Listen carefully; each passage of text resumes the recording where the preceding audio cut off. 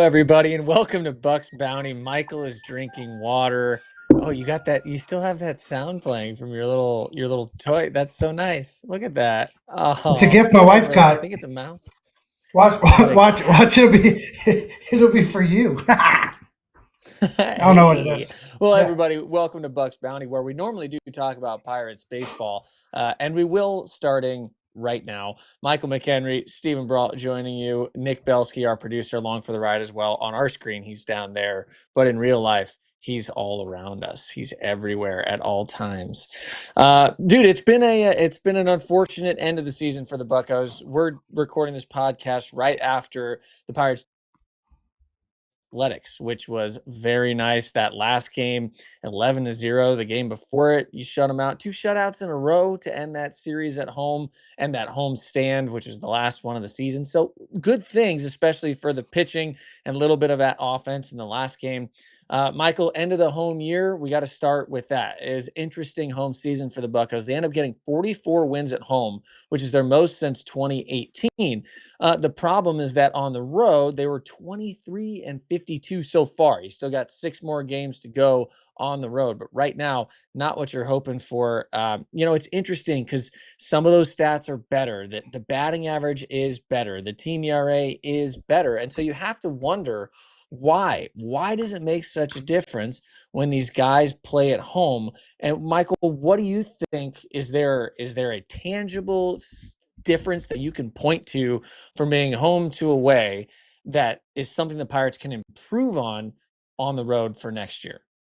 I mean, I think the joy of being home. Like I was just playing with this little guy right here, and my wife's like, "What are you doing?" She's looking at me. She's like, "What are you Fair, doing?" yeah. I'm like, "Oh, you got me a new toy. I'm playing with it." But I think the reality of it is like I don't really know. I mean, most of the time you play better at home. For some reason, I want to say that they've won 45 games. Maybe they won one that you know I really wanted that they didn't actually get, but my mind will not go there because I want 45 because every note I write down, I put 45. You And do maybe put that's prediction. 45. Yeah, maybe that's what I'm saying for next year. Hopefully it's a little bit better than that. But Mm. yeah, I think on the road, a lot of times is where people meet you. They travel or you kind of get out of that rhythm of whatever it is. Especially being a younger team, we don't have a ton of dudes with family traveling and whatnot. We have a lot of guys that when they're on the road, you know, I don't know, maybe they go see the city, maybe they go do more than they maybe would if they were married or have children. There's a lot of things that go into it. At the end of the day, I just think it's a formality that they are going to be able to figure out. I know one thing when I was here, when we played bad on the road, we did early work too much. And it Mm. was more or less early work pushed down upon us. And as we got older guys there, like AJ Burnett, Rod Barajas, Clint Barmas, they started to push back for the younger guys. And then as I got older, same thing. Like, and then it became, what do you need to perform well in the field? Not what do the coaches or organization need to create an optical illusion. I'm not saying that's what they're doing. I'm saying that's a reality because everybody's trying to do something to win. And they may be doing the right thing. They may be doing the wrong thing. They may be doing it for the right reason. They may be doing it for the wrong reason. Who knows? Who cares? The reality of it is, it's got to get better. And I think everybody an organization will look at this, but I think each individual has to look at their own performance, assess it, and say, what can I do better? What did I do wrong? And how do I move forward? All right, you ready for this? I got a take on this. It's over reliance on a routine or certain Ooh, we're going technology or that way. certain Or like a gadgets traject. That's a good or a point. traject. Yeah, things like that the team has at home that they're not going to have on the road. There are things that are different. Even though this is the major leagues, the weight room you're going to be training in is never going to be as good as the one you have at home. It's never going to have exactly the materials you need. When it comes to thingamajigs that people use to do drills, weighted Is that a balls scientific or term? weird. It is, yeah, actually, Okay. it I'm is gonna have to look that up thingamajigs. Yeah, later. Doctor Thingamajiggies. from Okay, Dr. got it. Seuss, I believe. Oh, So okay. there is there are I'm just things no that you Horton, not Dr. learn. Seuss. Yeah, exactly. There are things you learn how to prepare yourself with when you're at home and you have everything that's there, and you know your bullpen, you know where you run, or where you do your conditioning, or how you can, all the places you can eat, all those things. To me, when you're at home, you can get, okay, I know exactly how my day is going to go. I'm going to wake up at this time, I'm going to go to this place, and then I'm going to go to the field, and I'm going to do this, and this. All right, so I got this perfect routine at home. Problem is, every time you go on the road, it's going to be different. And so you need a routine, but you need also to be able to have a little bit of wiggle room in there for everybody to be able to perform the same on the road and at home. And it's not easy thing to do. It's not super simple, but there's other teams, for example, the team you just played in the Athletics, who came into town with a significantly better road record than they had a home record. And that's because if you think about where they play at home, that's not really a home field advantage, Yeah, right? They yeah, don't yeah. have all the stuff that a lot of normal major league clubhouses have. That would be my take.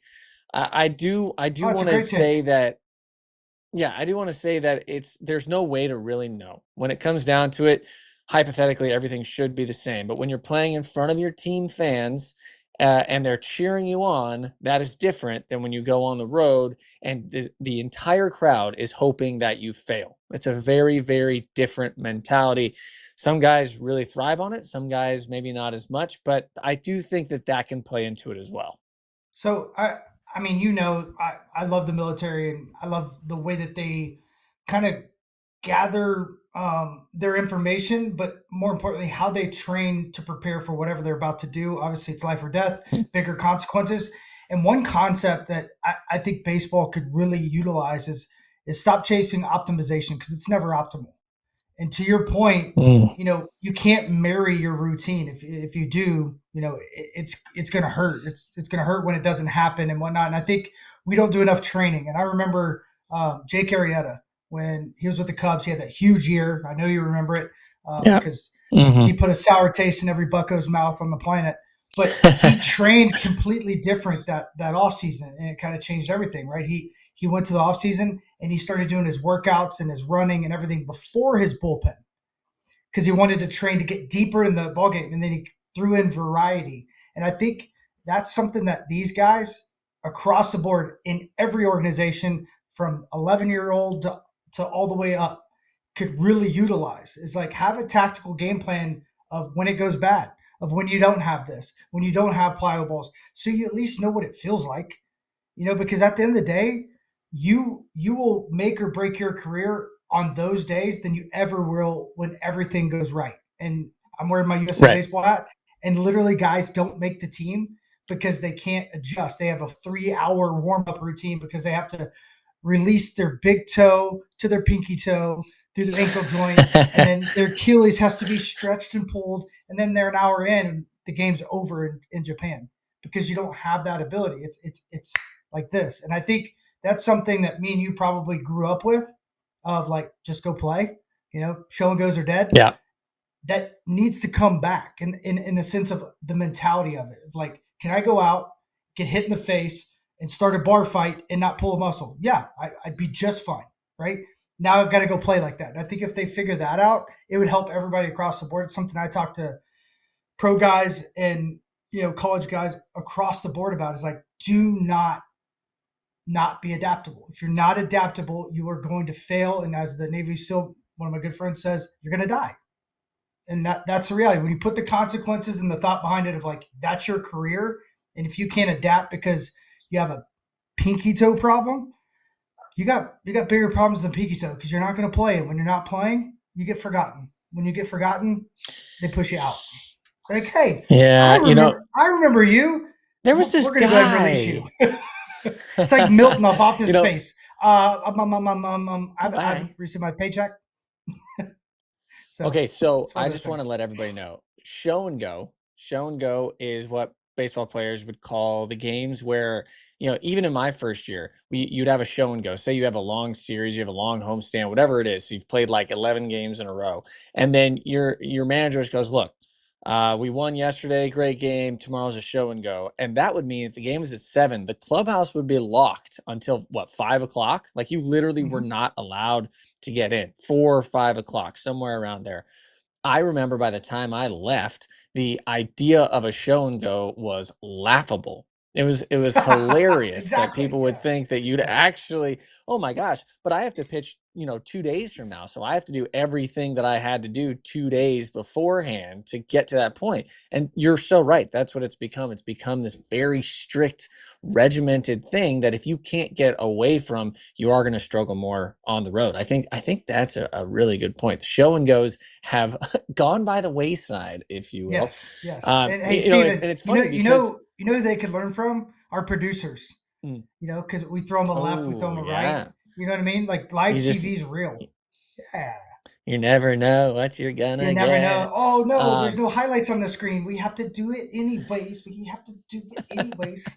You know what I mean? Like that's fun though, and that's like something yeah, that brings back that fire of competition for me, and I know it has for you. But like that's what those guys need. Like, oh dude, where'd your batting gloves go? You can't find your batting gloves? Oh no, you got to hit with them. Go. And you figure it I out. And I I think threw that all your builds bats in the resilience. trash. Oh no. Yeah, Oh I yeah, agree with I that. did I that on agree my with own. that. Yeah, exactly. Yeah, yeah, exactly. Somebody's got to do it.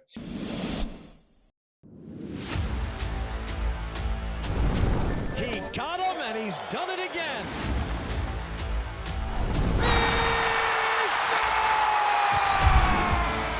Welcome to Unobstructed Views. We're at BP. We're going to get an inside look. Once you start loving each other, you start fighting for each other. Welcome to Coach's Corner, and he'll admire it, so will we. Is that too much to ask for? Oh, baby!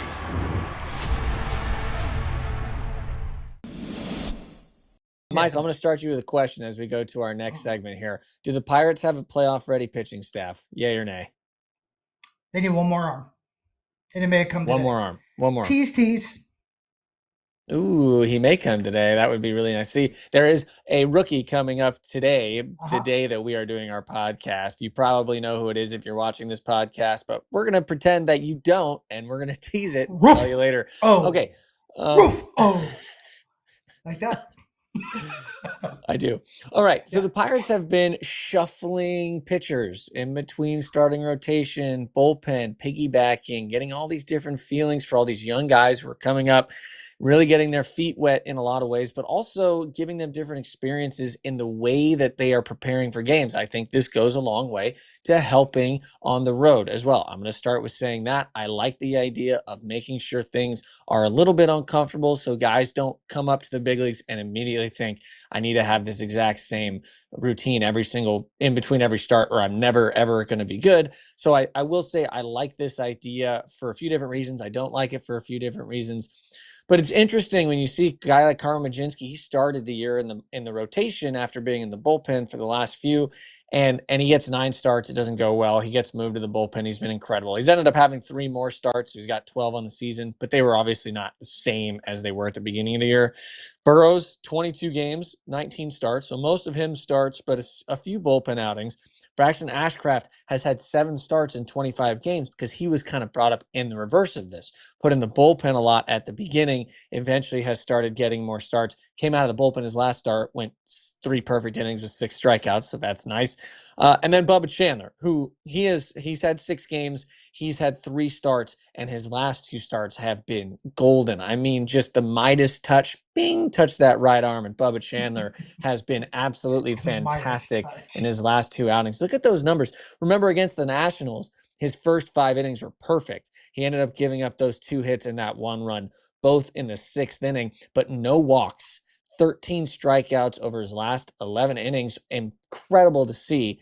I'm just curious, Michael, this back and forth routine, bullpen, starting, there's got to be a few different reasons that you think this may be happening. We're just going to start with the easy question. Is it going to continue next year, or is this just really a way to kind of get guys innings and get them different feels this season? Is this going to be something that continues or something that they're going to choose a starting 5 next year and roll with it? Oh, I have no idea.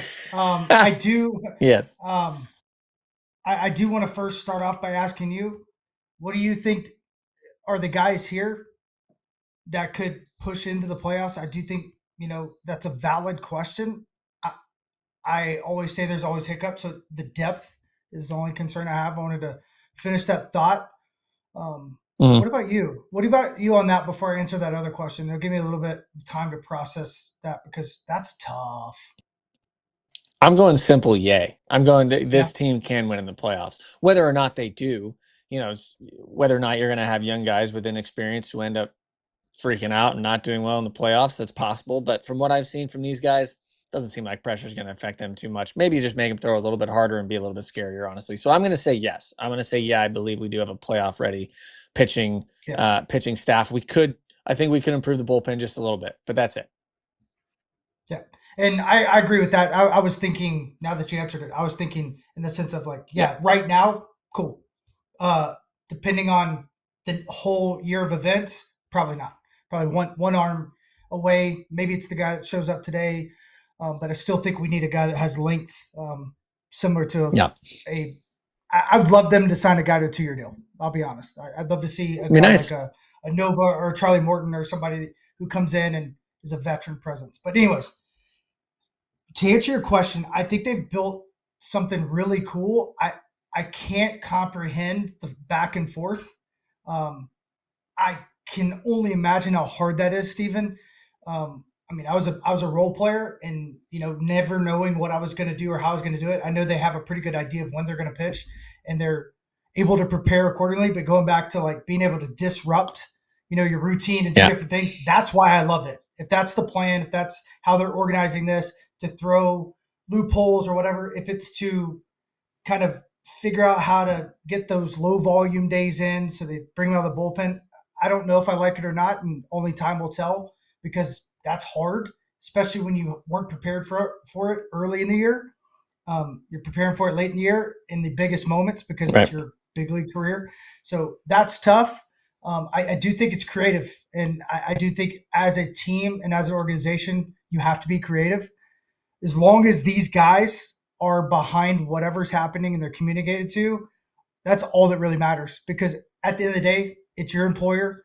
They're doing it for a certain reason specifically, and if you can comprehend to like some degree of, hey, this is how it's going to be. This is why we're doing it, and you can kind of jump on board and say, okay, but this is what I'm going to do, and this is how I'm going to do it in the long run. And you just map out that plan. You're locked in, and you have a great understanding, so you don't get frustrated because being a guy that loved his teammates and wanted to ask him how they were doing all the time. And if this was happening right now, I'd constantly be talking to you if you were one of those guys. And hey, how you Yeah. doing? What's going on? Because like it's got to be just a blow to the gut, man. Ashcraft has a good outing, back to the bullpen after 3 runs given up. Same thing with Burrows. And it's like, and then also they've done it where they had a great outing and then threw him back in the bullpen. Then they had a terrible outing in the bullpen, threw him back. So there seems to be no rhyme or reason for us or the fans. They have to be communicating, or there'd be probably fire in the trash can in the clubhouse. So yeah, I think it's really, it could be a huge benefit because as we were talking about with the playoffs, it's going to take what it's going to take. And if these guys have the ability to flip and flop, you're talking about some really cool things that could happen because you're talking about elite stuff. I mean, what they did to the A's was kind of remarkable. Ashcraft came in and he looked like a force to be like from some Yeah. planet. I don't know. It was terrifying. These guys just absolutely dominated one of the best, power hitting teams in all baseball. So I'm excited to see where it goes. I don't know if I like it. Time's going to tell. And for me, being a catcher, it's if these guys comprehend it. If they comprehend it, whether they like it or not, it doesn't matter. We're getting through it and we're moving forward. So I'm gonna go this way with it. I'm just gonna say I I love it. think usually what is the Murphy's no Occam's razor. Usually the most obvious answer is the correct I one. use the For Gillette, me, the Stephen. most yeah. Usually the most obvious answer here is that they're doing this because the Pirates are trying to figure out who's going to be in the rotation next year. That's what it comes Is down it to for me. though? As simple as that.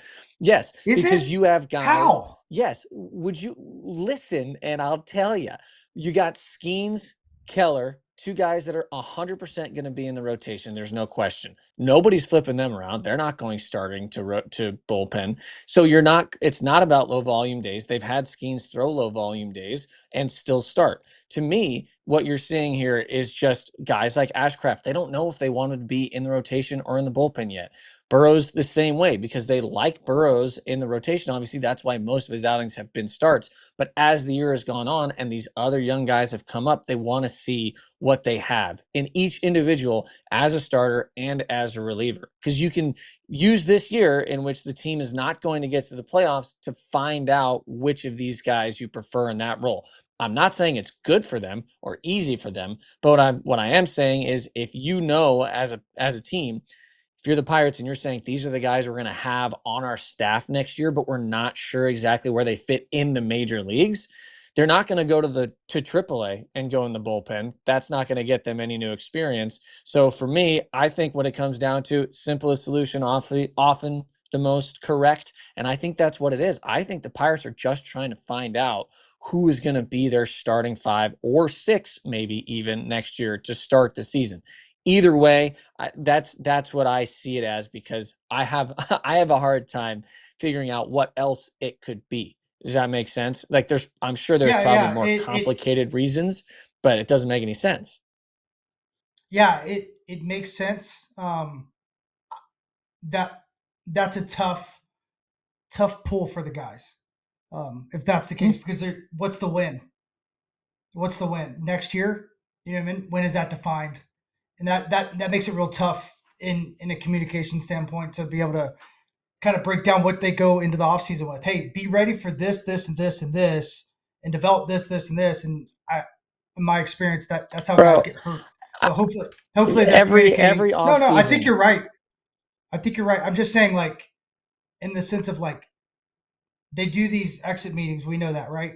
I'm just saying it's unprecedented what they're doing. It could be the greatest gift ever given to baseball because I can only think of a couple guys that have ever been called up that were the number one pitching prospect and went straight to the bullpen and then came back to start in the same season.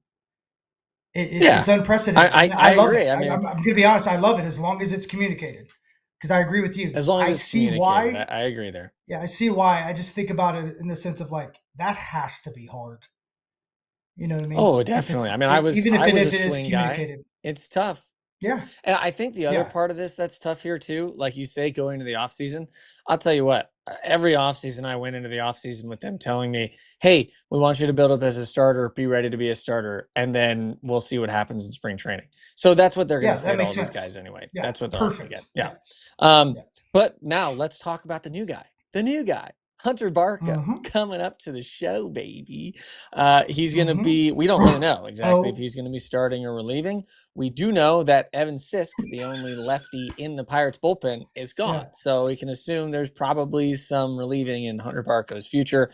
Interestingly enough, Barco, not a guy who's thrown very much in professional ball really at all.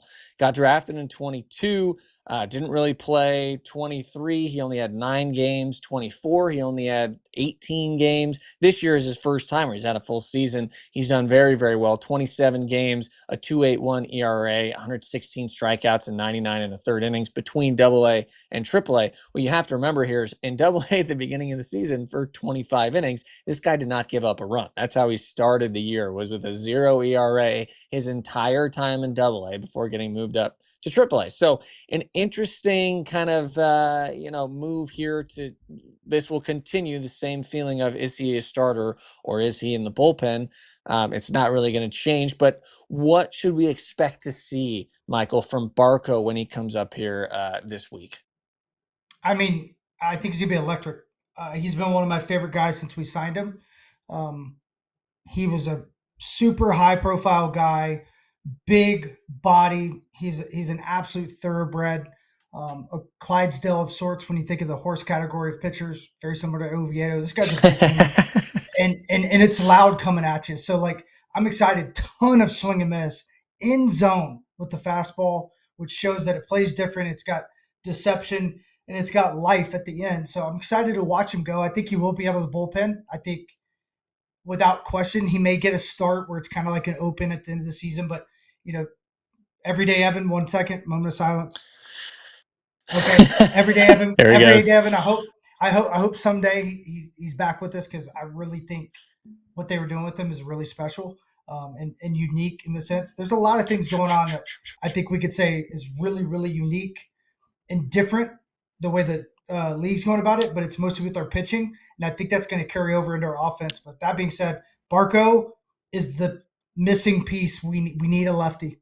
Mhm. We need a lefty bad. Whether he's going to be a bullpen guy or a starter, that'll be yet to be determined. But I think if he wants to start with that stuff and he can continue to develop a secondary pitch other than that slider, I think it's going to be silly how good he could be, because the stuff just is different. I mean, you don't put up those numbers in AA and AAA. Even the hiccup he had early on in AAA, and then being able to fight through it to a low 2 ERA with 119 Yep. strikeouts and 90 something innings. The numbers are silly. I'm excited to watch him. He looks like he's a great fit to this collective group that seems to be more and more like Pirates. I said this the other day, Steve. I think you'll like it. You got Bubba with the long hair, little weird stash. You got Mike Burrows, who's obviously maybe the dead pirate of them all because he doesn't have a soul. And then you have Ashcraft, who's the killer, 100%. Paul Skeen's steering the ship. Mitch Keller's the nice matey guy. We got it all. And we have Oviedo. We can't forget about it. He's the giant loctopus that's everybody's scared of. So we have all this going on, and we're turning this team into real Pirates. We're going to get in fights next year. They're going to be benching Kieran because these guys are not going to budge if they hit somebody. Not that they meant to, but that's how stoked they are on the mound. The other day it happened. I think it was Burrows or Ashcraft hit somebody 3-2, and I was like, the worst part is that guy doesn't know if that was on purpose or not. Yep. Because he didn't flinch. I don't even think he blinked for another 4.5 minutes. I was trying to time it, but he still wouldn't blink. My watch stopped. These guys are different. I mean, I would love to be behind the plate with any of these dudes because they're different, and he's just another cog in this terrifying baseball machine. It's witchcraft is what we're bringing at him. It's crazy. I agree. I was a part of that Tampa team in 2017 that set all these records. Blake Snell, I could drop names. This is the best staff I've ever seen come together in any level at any time. If it all pans out, we'll see. But the stuff's real. The stuff is very real, and I think you bring up a great point. He hasn't thrown more than 4 innings since July 11th, so he's not going to be going distance. He's still building up the innings, right? You don't want to overthrow him anyway. I think it's great that he's going to get an opportunity to throw in the big leagues a little bit. He has to be protected this offseason anyway, so you might as well bring him up, give him a few innings, see what happens. We've seen guys get called up and not throw at all. You just that get used up, to be the be norm. around the guys, get ready. Exactly. Yeah. Right? So it wouldn't be crazy to see that either. But either way, awesome. Can't wait. Hopefully we do get to see Barco. He is the lefty on the staff now. The one. I've been the one lefty before on a staff. It's a weird feeling. You're a lefty unicorn. You're feeling. The unicorn is what it is, right? Exactly. Somebody's got to do it. Okay. So let's do a quick whip around here because we're doing Bucks on deck, and we got a bunch of great stuff happening in the minor leagues for the Buccos. Minor leagues are over for the Pirates, but they had some really good performances. The most obvious one, Connor Griffin ends up being named the minor league baseball player of the year by Baseball America. Very well deserved.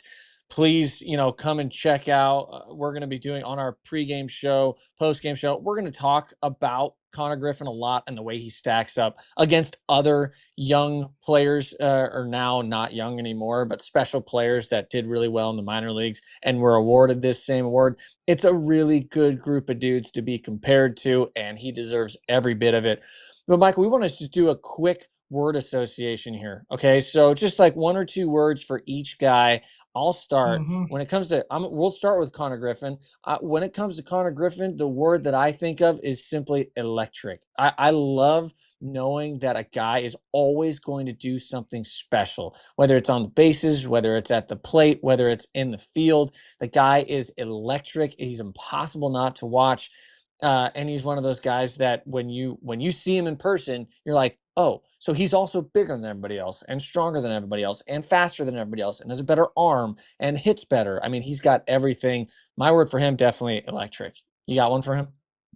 Yeah, Wit, as in he brings the Bobby Witt Jr. effect into every reality because this guy's a Wow. five-tool player, probably a six-tool player when you think about his character, his morale, and his makeup. And I remind everybody, like, this guy's bigger. He's stronger. He's more physical. And to your point, he has a better Yep. arm. I mean, this guy was throwing 95 to 98 off the mound, and he's a competitor. And I think he rose up to the challenge. And I think if you threw him in the big leagues tomorrow, and yes, I do 1000% believe this, he would be the exact same guy putting up the exact same numbers because I don't think he cares. I Agreed. don't think he cares. I don't even think he knows where he's at. I think he shows up, baseball, play, dominate. See you guys. I'll see you tomorrow when I do it again. That's it. Like, so I would say he's got Wit and he's got Bobby all in him. He's got more than that. Love it. Love it. Absolutely correct. All right. Next, Esmerlin Valdez, AA. He's only ranked the 15th overall prospect, but the guy can hit. He can hit 26 homers this year and 896 OPS overall for the season. My word here is very simple. It's kind of boring, but it's power. The Pirates have been lacking power, and this guy hits homers. That is just what he does. He's a good hitter as well, but there is swing and miss. He's got a big swing, and he's really good at lifting the ball. The Pirates are sorely lacking power. Esmerlin Valdez is a guy, that's what his whole hitting is based around, and he's had success hitting with power in the minor leagues, something the Pirates definitely need right now, Michael. Yeah, I would say ferocious. Does that work? Mm, And the reason why I yeah, say that is we need that presence in the lineup. Jack Sawinski had that presence for a while, where no matter how they're doing, where they're at, when they're in the lineup, you circle their name and say, I can't miss to this guy. So it's in their head. And if that's yeah, there in our lineup right now, it changes our entire dynamic of the lineup and everybody's numbers creep up. And we haven't had that for a while. We've not had a Garrett Jones type of player in a long time where if he got 340 at bats, he's probably get 17 to 20 homers, and that's the right. guy I think he could be. But I think he could be possibly a guy. I haven't looked into him enough defensively, but if he can drop 20 plus homers, you're talking about a special being in our lineup because we haven't had any guys do this in the minor leagues for a long time. Yeah, More than agreed. one. Next, we got a guy who's currently in the major leagues, actually making his first start later today, I believe. Rafael Flores. Rafael Flores. This one for me is pretty. Sorry, first start behind the plate today. My bad. Ooh, he's starting behind the plate. My Let's my go. first my first word when I think of Rafael Flores is hitterish. Hitterish. Mhm. There's this word doesn't really mean all that much. Rafael Flores, 6 home runs this year in Indy since he got traded over. When you watch him take at bats, he doesn't look overmatched. He looks comfortable. It looks like he has a plan. Obviously, it doesn't always work because hitting is really hard. But to me, when I watch him hit, it looks like he is in control of the situation. For me, hitterish. That's what we got from Rafael Flores. What about you, Michael? Um, Victory in the floor. I want this guy to have a really high floor. I see the ceiling. I see what he could be. I see exactly what you're saying, which is giving me all the hope in the entire world. I want to see him catch today. I want to see that floor be Mm, high enough back there to where he's a valuable number three, and I want to see the floor high enough so he can be a valuable first base option. So we can get enough at bats so that big body can move right. So we've seen that they've been right. rotating guys in and out, not getting at bats. He had a pinch hit double the other day. This guy does have a great brain on him. He does have a great approach, and I just want to see that floor be high enough to where he can get that opportunity because they're searching to find that fill, and it's very difficult to hit at the right time to make it work at the right time. If you do, you're one of few. And that's what they're trying to do right now. So I hope it's him, and I hope that floor's high. Love that. Let's go to Termarr Johnson. Ended up hitting 272 this year, 745 OPS. Not quite the offensive numbers that you're looking for out of a guy, but still, I mean, he's still super young, 21 years old now. So Termarr Johnson's interesting for me. because it's hard to say this without sounding silly. I'm gonna have to explain it, but I'm gonna go under the radar, okay? Because at first he Agreed. was the biggest deal, and everybody wanted to talk about Termar Johnson and how amazing he was going to be in his hitting tool. And then for the last 2 years, it just hasn't really worked out, and he's fallen off of everything. He's fallen off of prospect lists, top 100, all that stuff. He's been falling down consistently over the last 2 years. And I'll tell you what, I think that getting Connor Griffin on his team is the best thing that could have happened for him. Not because he needed a push or anything, but just because he saw, there is a possibility. There's a way to do this in the minor leagues that can prepare you for what you're going to see in the big leagues. And I think Connor Griffin's kind of his presence and who he was, just coming up all the way up to AA and immediately being the guy on that team. I think if you're Termar Johnson, you want to be known as good as, with Connor Griffin. You want to be in that same level of play. That's what he's trying to be. And I think that with this happening and hopefully both of them starting next year in AAA, especially Termar with the way he finished off the season, I can't wait to see him kind of explode and he gets back on those lists. He starts putting himself back on the radar. But right now, I think he's going to be one of those guys that ends up playing really well, and we're all going to look back on this like, did we really think that he wasn't good in the minor leagues just because he had 2 not so great years? So for me, that would be under the radar for Termar Johnson. What do you got? So right now, I think and you kind of nailed exactly my thought too, is he's been more of a mystery. So I want to say I want the magic in Johnson to come out. I want to see him be more like that actual player. I know it's basketball, but where he's the guy that sets the tone. He's the energy guy. He's the guy that's dishing it here, dishing it there, and doing the things that I've seen him do in the past to win a gold medal, to impress every scout. This guy understands the game. I think the challenge has been maybe all in his head, and it hasn't been out in front of him. Where now with Connor showing up, it's out in front of him. The challenge is, oh, you think I'm number 2? No. I know you're doing your thing, big dog, but I'm telling you, I'm David, you're Goliath, here I come. That's who he is. And I'm waiting for that attitude, that swagger, and that energy to come out. He's our new J-Hay, but he's left-handed with I like that, yeah. And he's got to find that, because, he's just accepting where he is instead of taking over where he is. He's the guy that's going to have the big brand. He's the guy that's going to be out front. He's the guy that's going to give the fun interviews, and he's got to own that. So that magic needs to come. And I think we've missed a player like that. I think it's a huge missing piece on our team. I'd love Uncle Larry to come back, but that's not where Kutch is, right? But we need that type of guy in our clubhouse. So him and Connor, if they could come together and come loud, I think that'd be amazing, because Connor's the exact opposite. Country boy, soft-spoken, will do the long interviews. But Tamar's going to be loud. He's going to do the long interviews. He's going to joke around, and he needs to bring that back. So we need that magic in Pittsburgh. We need that brand in Pittsburgh. We need Tamar in Pittsburgh. So that's my thought. I like that. I want to ask you, Steven. There's one guy not on the list, and partially because I didn't say anything to Belsky, but Tony Blanco Jr. We have another superhuman. He's going to be in the fall league. It's a great place to hit. And I had a great fall league, and it elevated me really fast to the big leagues the next year. I'm just saying. That guy is silly. I'm just saying.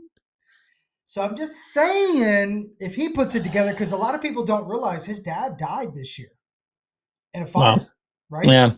That collapse that happened, Dotel passed away, and Tony Blanco. So he went through a lot and then came back, hit 8 homers, had a pretty good year. But that shows resiliency, and shows hey, this guy's probably playing for something way bigger and has perspective that we don't understand. And the tools are real. Nobody knew. Tools are real. How do you know? But the fact that he turned it around with everything that was going on, because if you're in that community, that Latin community, the father passes away, you're the man.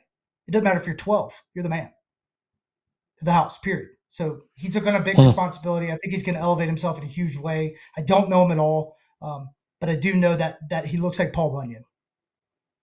He's a big guy. He's a big guy. He's big. Pirates, Big guy. that's the thing. The size is coming along. Bucco's Yeah, never it been is. a team known for being very large, you know? Yeah. And now it does seem like that is on its way to Yeah. turning around, especially with the pitchers already here who are all absolute monsters. Eee. No one destroys a baseball like O'Neal Cruz. That is the hardest hit ball in known Major League history. Pitchers should consider themselves warned. And it is gone! There's a Cruz missile! Log in with your cable provider and stream the Pirates all season long on SNP 360.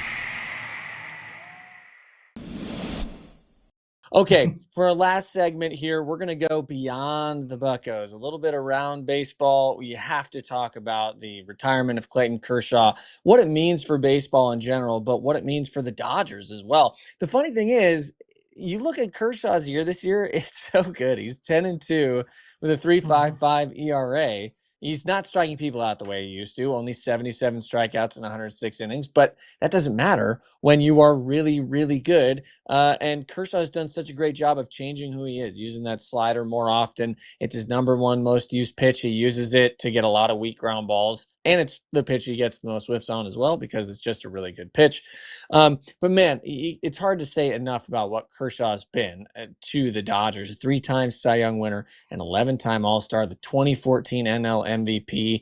He is a 2 times World Series champion, but he didn't pitch in the playoffs last year for the Dodgers in 24.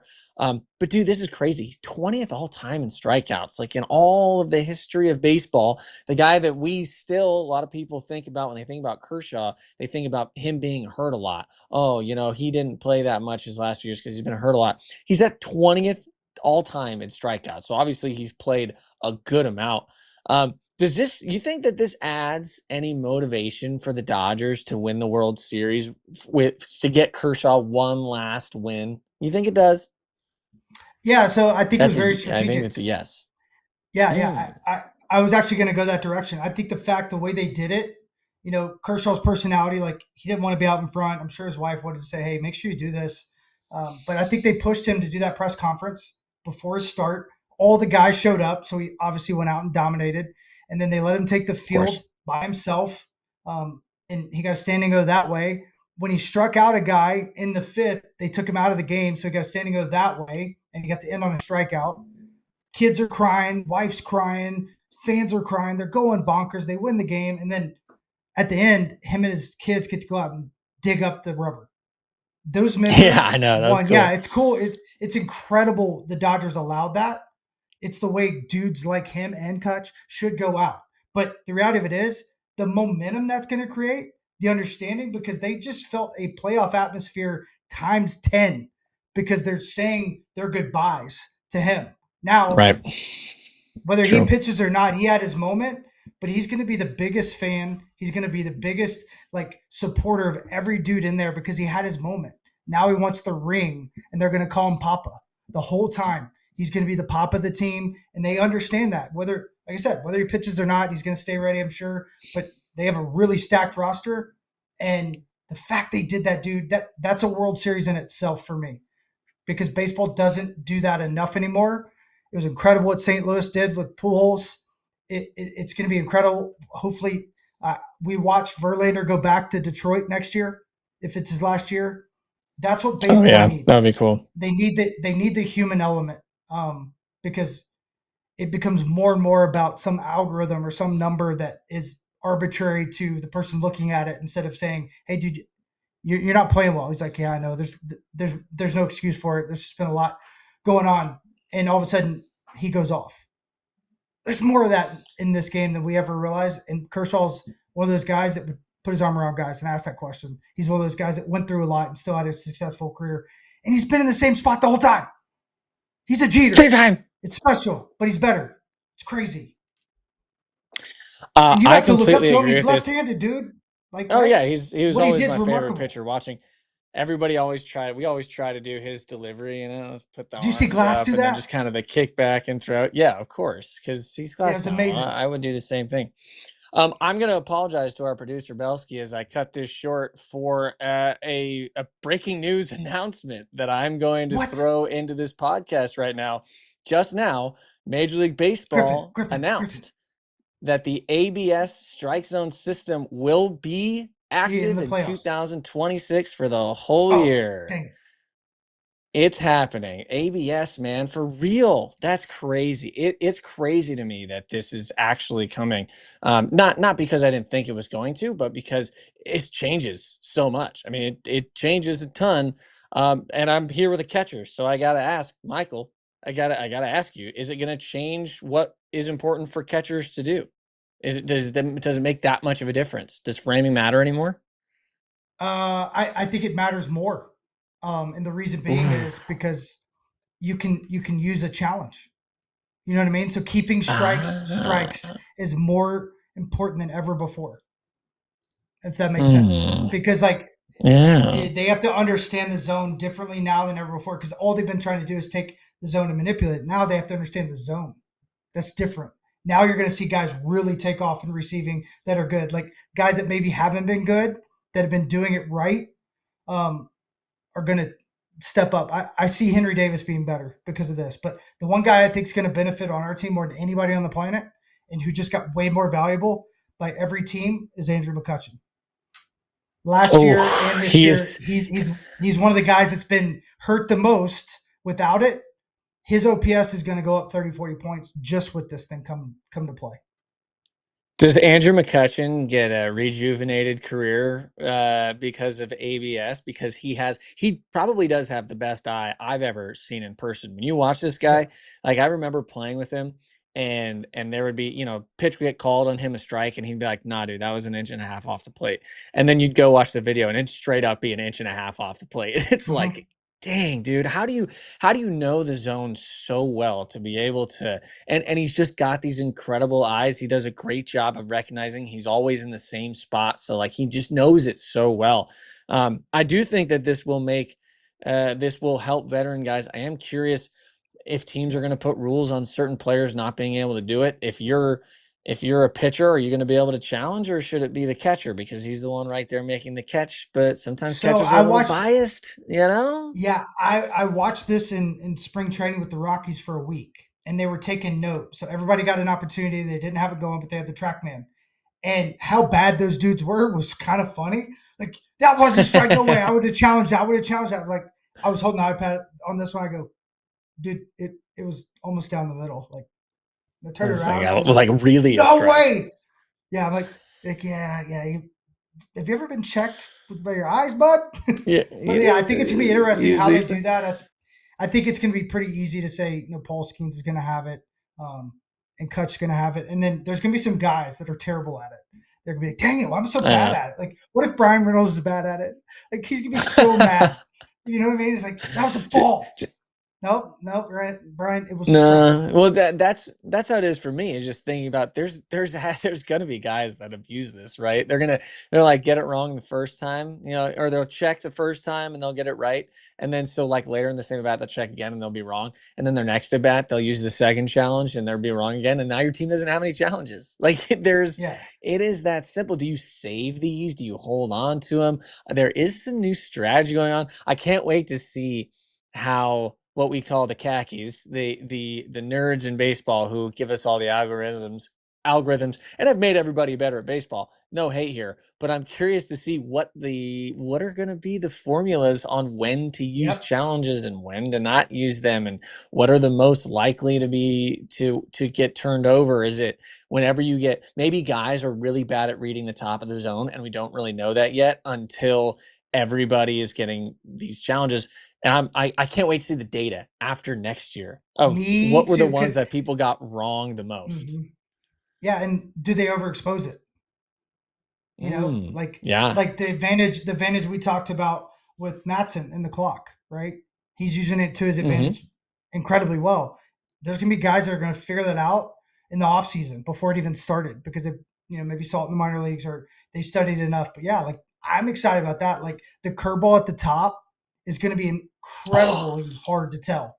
You know what I mean? The Yep. umpires will be like, oh, strike. ball kid, and it's gonna be a strike. It's like no, because you can't tell. It's gonna be wild. I'm excited. You can't tell. I think it's gonna shift. And my favorite thing, to your point, is what is it gonna do to the other parts of the game? You know what I mean? Like, what's the next thing that'll happen? Like, will be, whatever it is, be interesting to see. Like, guys running right after the challenge. Like what stat's going to get weird? And they're like, how do you explain that one? And the only outliers, challenge system. Be fun. I love it. I can't wait.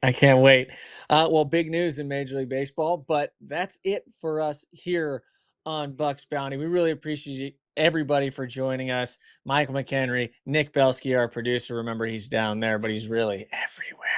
And my name is Stephen Rull, and then that thing is there too. Please follow, like, subscribe. You can watch us on YouTube or listen to us anywhere you get your podcast. We'll be with you every week, all off season. So come and join us here on Bucks Bounty, and we will see you next week.